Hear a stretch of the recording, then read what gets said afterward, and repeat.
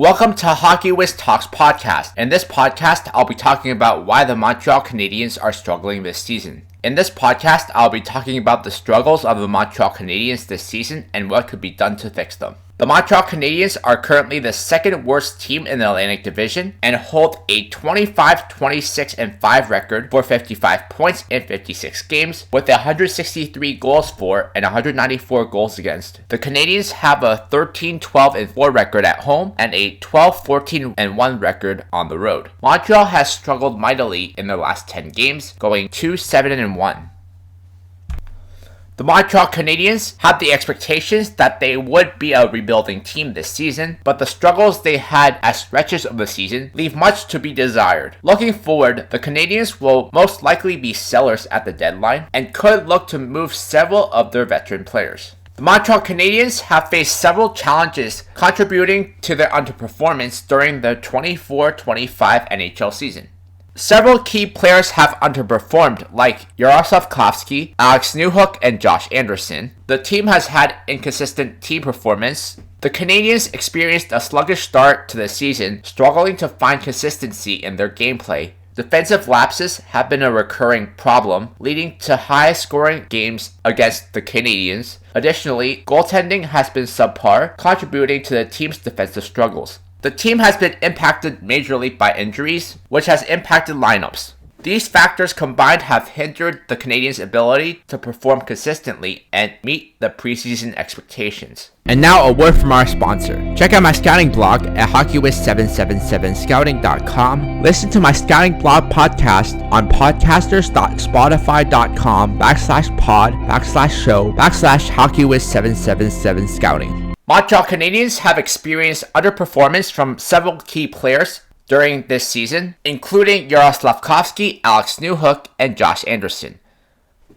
Entering the season, Yaroslav Slavkovsky had high expectations, and he has struggled mightily to make a significant impact on the score sheet. His development appears to be progressing slower than anticipated, contributing to the team's offensive challenges.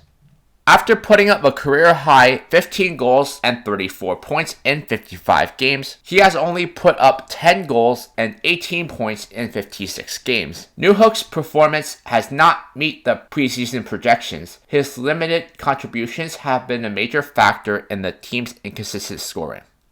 Despite his physical presence and leading the team in hits and penalties drawn, Josh Anderson is projected to finish the season with fewer than 40 points. This output is considered below expectations, especially given his significant salary and role on the team, continuing a trend from the previous season, which doesn't align with his salary and expected role. The Montreal Canadiens' 24-25 season has been marked by inconsistent team performance, preventing them from gaining sustained momentum. Key factors include a slow start and inconsistent play, scoring struggles, defense and goaltending issues, injuries and lineup changes, and special team struggles. The Canadiens struggled out of the gate, losing multiple close games due to defensive lapses and a lack of offensive production. Scoring droughts and defensive breakdowns have led to win one, lose one patterns, preventing them from climbing the standings. Despite some promising offensive performances, the Canadiens have been unable to generate consistent goal production from key players. Patrik Laine's late start due to injury left a gap in the forward group, and even after his return, chemistry issues have persisted. The Canadiens have been prone to defensive breakdowns, allowing high-danger scoring chances against their goaltenders. The defense, while promising with young players like Lane Hudson and Caden Gooley, lack experience and stability in crucial moments. The power play has been inconsistent, ranking in the bottom half of the league for conversion rate. The penalty kill has been unreliable as well, leading to costly goals against in tight games. Injuries to key players have led to lineup changes and inconsistent line combos, which has led to the team struggling to produce wins. The Canadiens' inability to maintain consistent performance across different areas of the game has been the biggest issue. The Montreal Canadiens' defensive and goaltending struggles have been a major factor in their inconsistent play during this season.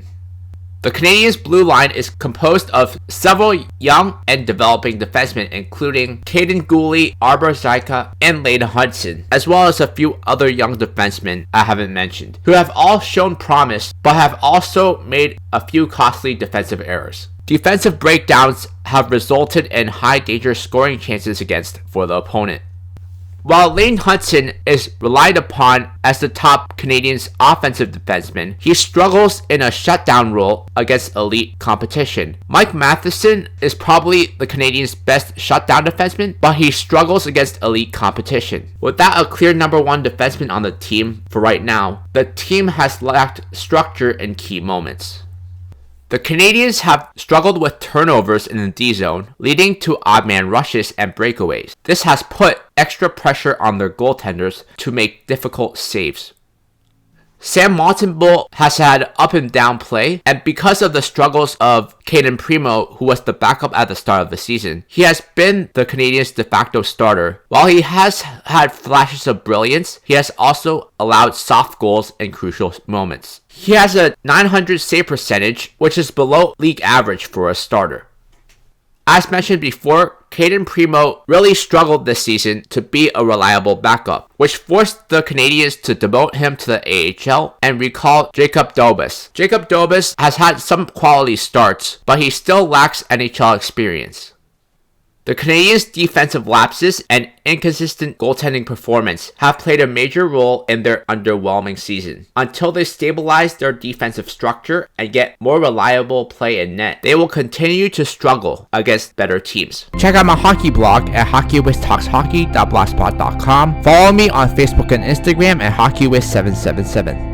The Montreal Canadiens special team, both the power play and penalty kill, have struggled mightily in the 24-25 season, further contributing to the team's inconsistency. These areas have often left the team at a disadvantage during tight games, where special teams can often make the difference. The Habs power play ranked in the bottom half of the NHL, struggling to generate consistent chances. Despite having some talented players like Nick Suzuki, Cole Caulfield, and Patrick Laine, the Canadiens have failed to consistently capitalize on the man advantage. Poor puck movement, missed shooting opportunities, and a lack of creativity have plagued them. The team has struggled with zone entry, often getting forced out of the zone or unable to establish sustained pressure. The team has not found a solid rhythm in terms of creating high-quality shots from the slot or around the net. Too many attempts come from the perimeter. The Canadiens' penalty kill has been below average, often giving up power play goals at the worst times. To make things worse, the team has been prone to taking undisciplined penalties, putting more pressure on the PK. This results in fatigue and broken coverage while trying to defend for extended periods of time. One of the biggest issues on the PK is their inability to clear the puck after blocking shots or winning the faceoff. Opponents have been able to set up multiple shots on goal, leading to high danger scoring chances during power plays. Their goaltending struggles have plagued them on the PK, allowing goals on seemingly preventable shots. These special team struggles have cost the Canadiens games in crucial moments, especially when the team is tied or trailing. In tight matchups, when both teams are evenly matched at even strength, special teams can be the deciding factor. The Canadiens have struggled to take advantage of these opportunities, particularly on the power play, where they have missed chances to build momentum or take control of the game. Until they improve in these areas consistently, their special teams will continue to be a liability that affects their overall performance. Montreal Canadiens have been significantly impacted by injuries during the 24-25 NHL season. Injuries have affected key players across various positions, contributing to the team's inconsistent performances. They have suffered injuries to key players such as Patrick Laine, David Savard, Emil Heineman, and Raphael Harvey-Pinard. These injuries have led to significant lineup adjustments and have tested the team's depth. The absence of key defensemen like Gooley and Savard at different times has particularly strained the Canadiens' defensive capabilities, while injuries to forwards like Heineman and Laine have impacted the offensive production. Kirby Dach's return from injury was expected to boost the lineup, but he hasn't exactly been the same since returning from injury. Brendan Gallagher has also battled injuries this season, limiting his effectiveness. These injuries have required the Canadiens to make strategic adjustments to their lineup, with new players stepping into new roles and responsibilities to maintain team performance throughout the season. Constant line shuffling has prevented the team from building strong chemistry. Listen to Hockey Wiz Talks podcast on Podbean and Spotify. Check out my travel channel at youtube.com/HockeyWizTravels. Potential trades. Montreal Canadiens trade Jake Evans and Joel Armia to the Toronto Maple Leafs for David Kampf, Nick Robertson, a second-round pick in 2025, and a second-round pick in 2027. The Canadiens trade Jake Evans and Joel Armia, both expiring UFAs, to Toronto for David Kampf, a fourth-line center, Nick Robertson, a promising young winger, and 2 second-round picks. Montreal Canadiens also trade David Savard and Josh Anderson to the Detroit Red Wings for Andrew Kopp, Justin Hall, a second-round pick in 2025, and a third-round pick in 2026. The Canadiens trade David Savard, a pending UFA, and dump Josh Anderson's contract, while the Red Wings are able to unload both Andrew Kopp and Justin Hall's contracts, but they do have to give up 2 draft picks. Christian Dvorak is traded to the Winnipeg Jets for a third-round pick in 2025. The Winnipeg Jets improved their depth at center for their playoff run, while Montreal gets to unload Christian Dvorak's contract. This is the projected lineup after the trades. First line is Nick Suzuki centering Cole Caulfield and Nick Robertson. Second line is Kirby Dach centering Alex Newhook and Jaroslav Slavkovsky. Third line is Owen Beck centering Andrew Kopp and Patrick Laine. Fourth line is David Kampf centering Raphael Harvey-Pinard and Brendan Gallagher. First D pair is Lane Hudson and Jaden Struble. Second D pair is Michael Matheson and Alexander Carrier. Third D pair is Arbor Xhekaj and Justin Hall. Goalies are Sam Montembeault and Jacob Dobes. On IR, Caden Gooley and Emil Heineman.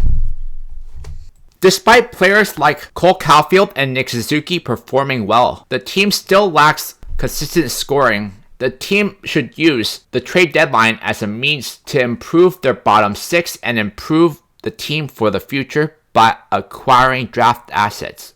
Patience and long-term vision are essential. If they stay the course, their young players like Slavkovsky, Dach, and Gooley could turn into key contributors, and the draft picks will add more talent to the roster. In my next podcast, I will preview the NHL trade deadline.